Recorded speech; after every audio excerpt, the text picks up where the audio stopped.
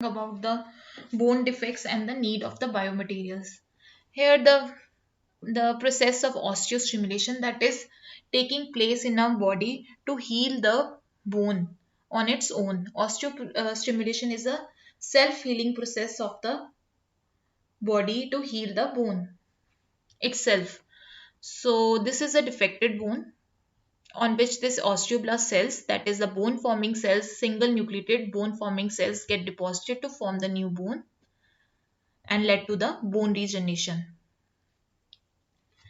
Actually, body consists of our bone consists of two types of cells. First is osteoblast, that is bone forming cells, and other is the osteoclast, that is the bone resorbing cells. So osteoclasts are the bone forming resorbing cells that dissolve the mineral phase of bone with the release of the calcium and phosphate ions for the metabolic activities in the body. The bone formation in the human body take place on its own, or healing of the any fracture, minor fractures or any minor defects can be take place on its own. But like major trauma, long bone defects, and the which are major, the bones fail to recover itself.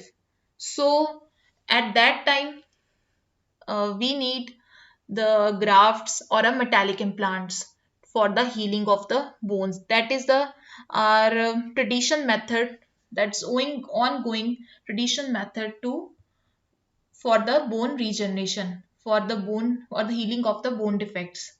The different types of the bone problems, bone defects are the long bone defects, osteoporosis, bone trauma, and one of the defect we are talking about the osteoporosis, in which the bone loss take place with the aging. That we osteoporosis we can see in the old people, that in this the imbalance of the osteoblast and osteoclast cells take place, and the new bone forming cells decreases in the after after the age of 45, so led to the osteoporosis. The osteoclast cells have the tendency to resorb the bone with the release of calcium and phosphate ions for the metabolic activities in the blood, but without formation of new bone. So here in this picture we can see the normal bone density and the osteoporotic bone.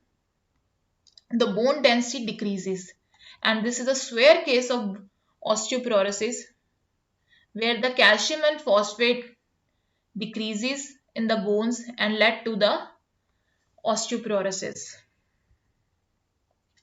The this picture showing that the with the age the bone formation decreases and the backbone also get tilted. We can see this problem in after the at a particular age above the people who are under above the age of 45.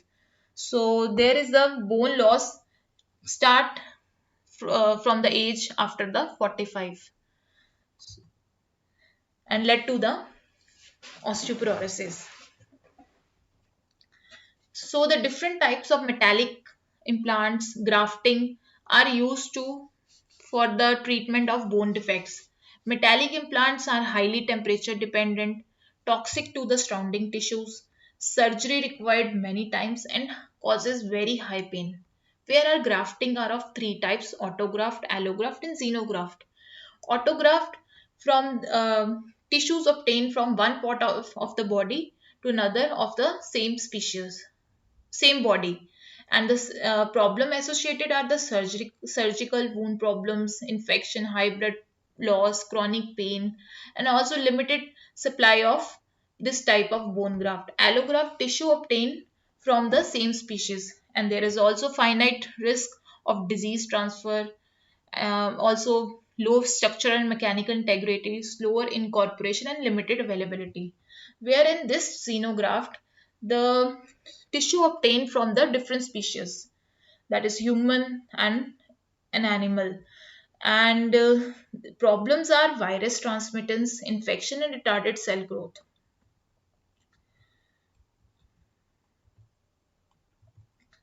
Now, the what is the need of the biomaterial? Why the biomaterial is better? Biomaterials have a good ability to bond with the bones and the soft tissue, good rate of bone regeneration, porous nature for the better growth of appetite layer.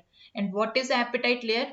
Which mimics the human bone, and also provide the cell attachment, rate of degradation match with the bone which has to be repaired.